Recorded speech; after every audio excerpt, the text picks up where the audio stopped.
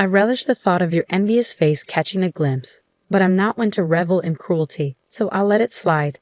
It might be rather awkward for you to witness me, so why not take shelter in the bathroom or some other secluded corner? She let out a raucous laugh through the phone, taunting me mercilessly. I hold nothing but contempt for this woman, more than anyone else in the world. No, in the entire universe. 13 years ago, she stole my husband from me. Cutting ties would be a relief, but alas, fate has tied us together as biological sisters. After she abruptly ended the call, I held the phone to my ear for a moment, suppressing a small chuckle. My name is Ruth, a 37-year-old divorcee. My marriage crumbled within a mere 6 months, all thanks to the scheming actions of my own sister. I have an identical twin named Rachel. Our resemblance is uncanny, often leading even our closest friends to mistake us for one another. However, despite our similar appearances, our personalities couldn't be more different. I tend to be reserved, while Rachel is assertive and bold. I excelled in academics, while Rachel thrived in sports. Rachel has a habit of speaking her mind without filter, often criticizing even my choice of attire with remarks like, "How could you wear something so unstylish? People will think I lack style too because we're twins." That would be dreadful. Our tumultuous relationship isn't confined to our home. Rachel has a knack for stirring up trouble wherever she goes. During our school days, I frequently found myself harassed by girls from other schools because of her antics. "Hey, stop hitting on my boyfriend," she would shout, even when I had no idea who these girls were. "Not again, Rachel," I would sigh in exasperation. Rachel's penchant for snatching away anyone she fancied, regardless of their relationship status, only added fuel to the fire. While I blamed the men too, Rachel's actions are particularly egregious. What's worse, she often loses interest in these conquests as quickly as she ensnares them, sometimes ending relationships in as little as a week. Rachel, you need to cease this foolishness. Have you ever considered the feelings of these other girls? And what about me? I'm suffering too, I once pleaded with her. Her response was dismissive, claiming that the jealousy of unattractive women was terrifying. As if her interference in my romantic life wasn't enough, she even had the audacity to belittle my boyfriend John. This man, John, is the same despicable ex-husband who callously discarded me 13 years ago. We became close while attending the same tutoring center, his quiet demeanor providing me solace in turbulent times. After graduating from the same university, we decided to tie the knot. Little did I know, just 6 months into our marriage, John would present me with divorce papers, uttering the words, "Please divorce me." I reached my breaking point, and I'm sure you know precisely why. Seated next to him was my sister, Rachel, her face smug with satisfaction. Taken aback, I stammered, I'm sorry, I don't understand. Did I do something wrong? I don't remember." Before I could finish, John slammed his fist on the desk, his voice booming, "Really? How dare you?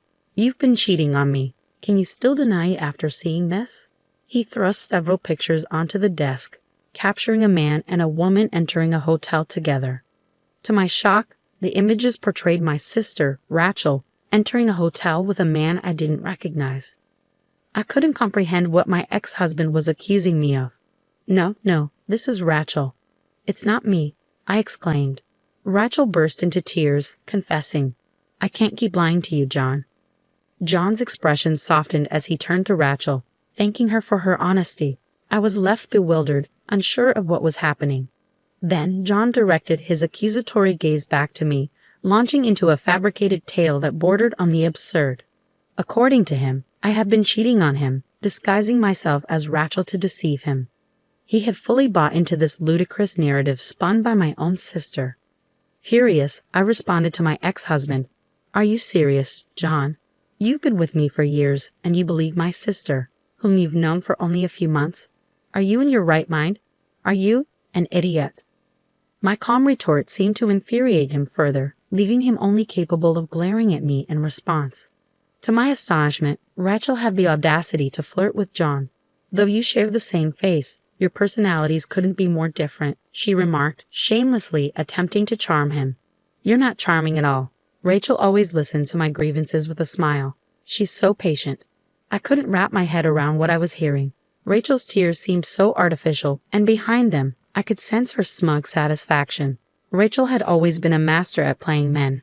ever since our school days, but her targets had shifted with her career. Now she sought men of status and wealth. John, my ex-husband, who worked for a prominent corporation and hailed from a well-off family, fit her criteria perfectly. It dawned on me that she must have set her sights on him from the moment I introduced them at our wedding. My ex-husband had been completely taken in by my sister's deception. I never imagined that the man I had been with for so long could be so easily fooled. In that moment, any lingering feelings I had for him faded rapidly. You two are despicable. Do as you please, but never show your faces in front of me again, I declared, my voice trembling with suppressed emotion. Despite the tears threatening to spill, I managed to hold them back. Without hesitation, I filled out the divorce papers and tossed them at the two of them. I knew my sister's cunning too well. She and John probably hadn't consummated their relationship yet. Pursuing compensation from them would be a daunting task, but if it meant ridding myself of their presence, I didn't care about the money anymore. Upon returning to my parents' house, their fury at my sister's actions led them to disarm her. When questioned about her reaction, she brushed it off, saying, "Oh really? I don't care. But if you're having money trouble, they'll come begging to me." Okay, bye then, trivializing even her own parents' feelings. A friend later informed me that my ex-husband and my sister had tied the knot just 3 months later. I was left stunned, unable to even shed a tear. For 13 years since then, I had not laid eyes on my sister and her husband. Then, out of the blue, I received a call from an unknown number on my cell phone. Hello, Ruth. The voice on the other end greeted me, instantly recognizable. I couldn't fathom how she had the audacity to address me as Rachel. "I don't know how you have the nerve to call me Rachel," I spat out, incredulous. Rachel chuckled in response, her tone lacking any semblance of remorse. "Are you still holding a grudge? You're always so gloomy, Ruth. But anyway, I have a favor to ask," she continued, her words dripping with nonchalance. "I'm pregnant. Oh, and the father is John, whom you love so dearly. Haha. So I thought you could be the one to break the news to our parents about their first grandchild, since they won't listen to me." Her brazenness left me speechless. "What reason do you have to be so cheerful when you've been disowned?" I retorted, my frustration simmering beneath the surface. But Rachel simply laughed it off, as if my words were inconsequential. "How many years has it been?" 13 years, I believe. "You're probably still living alone in our parents' house, nursing your grudges," she taunted. "Well, I'll be the one to give them a grandchild instead of you." Rachel had always possessed a knack for getting under people's skin.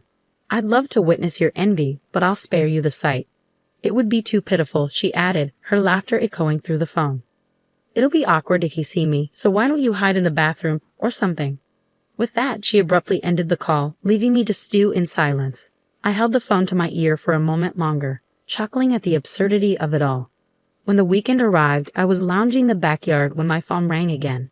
Glancing at the screen, I saw that it was from a blocked number, undoubtedly my sister's doing. Annoyed, I answered the call, snapping, "Hey, unblock me already." Rachel's voice came through the line, unrepentant. "What's wrong with blocking someone you don't want to hear from?" "That's what call blocking is for," she retorted casually. "Oh, but maybe you don't understand because you're stupid." I couldn't help but laugh sarcastically at her arrogance. Suddenly, I heard a crash on the other end of the line, indicating her irritation. "I've come all this way. Why is nobody home?" "I told you I'd come today, didn't I?" "Huh? You were serious." "I initially thought you were joking," I responded calmly to my younger sister's enraged and slightly shaky voice. It was apparent she was standing in front of our old house, the one none of us resided in anymore. Concerned about the potential disturbance she was causing, I swiftly provided her with my current address and hung up the phone. After about an hour, the doorbell chimed, and there stood Rachel and John, her sullen expression matching his. Without preamble, Rachel launched into her tirade. "You've got some nerve. And what is this place? Why on earth would someone like you be living in such a nice apartment?" Her eyes blazed with anger. Unfazed by her outburst, I calmly informed them that the neighbors wouldn't appreciate the commotion. Inviting them inside, I led Rachel to the room, where she seemed taken aback by its size. Suppressing a smirk, I gestured towards our mother, quietly observing from the couch. "Well, you said you had something to discuss. I don't mind at all. But if I'm in the way, should I hide in the bathroom or something?" I quipped sarcastically, eliciting a sharp retort from Rachel. Moving closer to our mother, Rachel nervously greeted her. "Hi, Mom. Long time no see. I'm pregnant. which is why we wanted to discuss if it's possible for John and me to stay here for a while. Suppressing a burst of laughter at her audacious request, I exclaimed, "Wait, you want me to live with you guys? No way. Have you forgotten what you did to me in the past? Absolutely not." But Rachel cut me off sharply, snapping, "Ruth, just shut up. This house is still under Dad's name, right? You can't even get remarried, and you're still leeching off our parents. How pathetic for a single woman like you." With a smug grin, Rachel declared, "Great job taking care of our folks. From now on, John and I will live here and take care of them. So can you leave? Oh, and where's Dad? Is he at work?" I had reached my limit, but it was our mother who spoke up first. With quiet solemnity, she informed us, "Dad's gone. He passed away." Those few words hung heavily in the air. My parents were always serious people, and despite my divorce 13 years ago, they had always apologized to me, even though it was Rachel's fault. My father, in particular, used to express regret, saying, "Maybe it was my fault for not raising her better. I'm sorry, Ruth. I'm really sorry." His depression deepened to the point where he found it difficult to continue working. At the time, both of my parents were in their early 50s, and we were surviving on my income and Mom's part-time job. A while later, my father was diagnosed with cancer and passed away 10 years ago. Just before he died, he made a request, "Don't tell Rachel anything. I don't think I'll make it to heaven if she comes to my funeral." True to his wishes, Mom and I didn't contact Rachel. We moved into our current house about 5 years ago. Mom had developed issues with her leg due to overworking, and we decided against renovating our old house, situated atop a hill, fearing it would be too much for her to manage. Since moving into this accessible home, Mom's leg had been feeling much better. Though I tried to maintain composure, thoughts of my late father threatened to overwhelm me. Tears welled in Mom's eyes, mirroring my own sorrow. Predictably, Rachel's response to our grief was callous. "Too little, too late. Besides, it's not my fault Dad got sick. In fact, you're living in such a nice place now because of Dad's inheritance, right? That's not fair. What about my share? Didn't I have the right to inherit?" She spat out, nonsensical accusations slipping effortlessly from her lips. Without hesitation, Mom retorted, her anger palpable. "Inheritance? There's no such thing. You only came to us when you were in trouble, doing stupid things before your marriage. How many times do you think we paid alimony because you messed around with a married man? Live with you? Never. You must be joking. Don't be ridiculous." It was the first time both Rachel and I had witnessed Mom so enraged. Sensing the tension, Rachel fell silent. Then John, who had remained quiet like a puppet until now, interjected, "Rachel, you've been deceiving me, haven't you? Ever since. I married you, and my life's been a mess. You're a reckless spender, and you don't do any housework." My ex-husband's words nearly made me burst out laughing. He must be quite something to have put up with her for 13 years. Moreover, when he approached me, he said, "Ruth, I've been regretting our divorce. Do you want to start over? Let's let bygones be bygones." When he tried to touch me softly, I felt a chill run down my spine. No way. Please, let bygones be bygones. Who does he think he is? Is he stupid? It's not his place to say that, I thought, just as I was about to dodge his touch. Suddenly, the door to the next room burst open. "Could you not touch her with your dirty hands, please?" a man exclaimed as he appeared, catching both of us off guard. Ignoring Rachel's murmurs of confusion, I explained, "I told you to stay hidden because I didn't want to involve you." He responded, "I couldn't stand it when he tried to touch you, Ruth. Besides, I think having a third party will help the discussion, don't you think?" Exasperated, I introduced them. Okay. This is my husband, Alex, and Tony, come here. This is our son, Tommy. He's 8 years old." Tony, who had been peeping out from behind the door, glared at Rachel and her husband. "Huh? You're remarried? Unbelievable." "Why?" Rachel was more surprised than anyone that I had a husband and a son.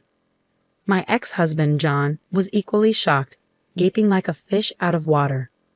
"What do you mean? Why? How many years do you think it's been?" "It's been 13 years. 13 years, and despite all that time passing, you guys haven't changed one bit." Though, I added somewhat sarcastically, their faces turned bright red.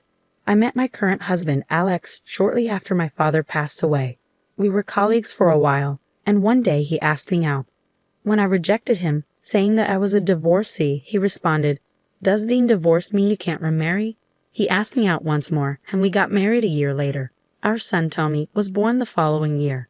Alex treats my mother very well, doesn't mind us all living together, and my in-laws, who already live with Alex's brother and his wife, have reassured me, saying, "We're glad you're here for Alex." It was Alex who proposed moving to our current house, concerned about my mother's mobility. Facing the two shocked individuals, I firmly stated, "My mother and I are living our lives here. Can you not disrupt?" Turning my attention to Rachel, I continued, "You said you were pregnant.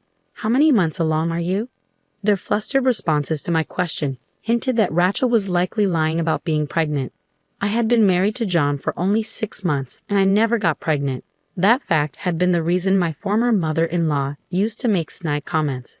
If Rachel wasn't pregnant, it meant that was probably the case. Rachel seemed to get along with my bad-tempered former mother-in-law. Unable to endure the harsh glares from my family, the two hastily left our house. I mean, I had heard stories, but is she really your sister? She does look like you, but her character.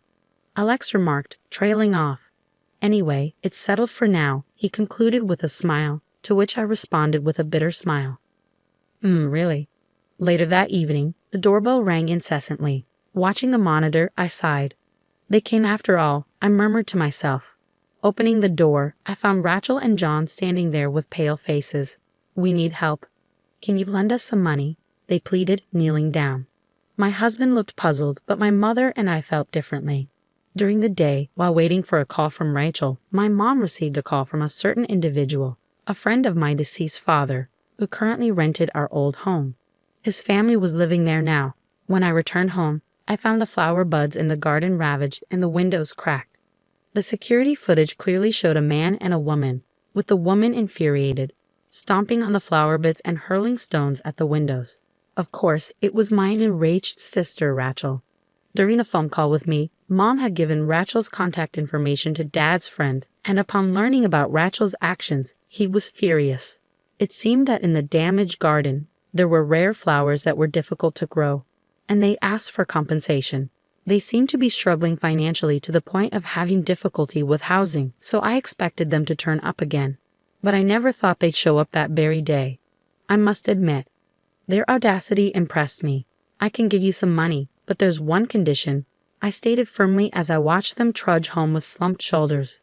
Despite myself, I couldn't help but laugh inwardly and think, serves you right. In their hands was a written pledge I had just made them sign. I had ensured they wrote in the pledge that they would never approach me again, in return for me taking responsibility for this incident. But Rachel is still my sister by blood. It's hard to completely cut ties with her. There may come a time when she'll use the power of the authorities to approach me. When that time comes, I'm prepared to fight using the audio recordings I secretly made 13 years ago. This time as evidence. Because you see, I have no intention of forgiving my sister and her husband anytime soon. Later, a friend told me that my ex-husband had immediately resigned from the big corporation after our divorce and started working as a staff member in a fortune-telling establishment run by my former mother-in-law. Because they were family, he was paid a high salary, and he and my sister seemed to have been living a life of luxury. However, a few months ago, my former mother-in-law suddenly passed away from illness, and my ex-husband, who had no talent for fortune-telling, took over as her successor. But the establishment quickly closed down. In their desperation, the couple claimed, "This is a bracelet that our late mother lovingly made," and targeted the people who had faith in my former mother-in-law. However, a whistleblower exposed their lies, and the victims formed a group. The victims began flocking to the establishment every day, and my sister, who no longer had a place to live and work, came to ask for my help. I was so irritated by their audacity. However, seeing that the police have started moving, it's probably only a matter of time before the two of them are held accountable for their crimes. After that, we moved again. The reason was my husband Alex's job transfer. "Can I really come along?" Mom asked apologetically, to which Alex, my husband, responded with a chuckle. "What are you talking about? You're an important part of our family, Mother.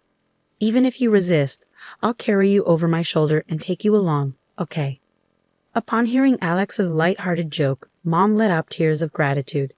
"Grandma, you're crying again. Here, have a Kleenex." Tommy, serving his emotional grandmother, was concerned but still smiled. As I watched my family, I felt a wave of gratitude for the happiness I felt.